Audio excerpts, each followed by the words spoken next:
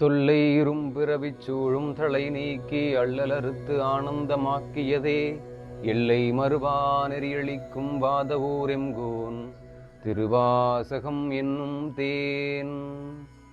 திருச்சிற்றம்பலம்.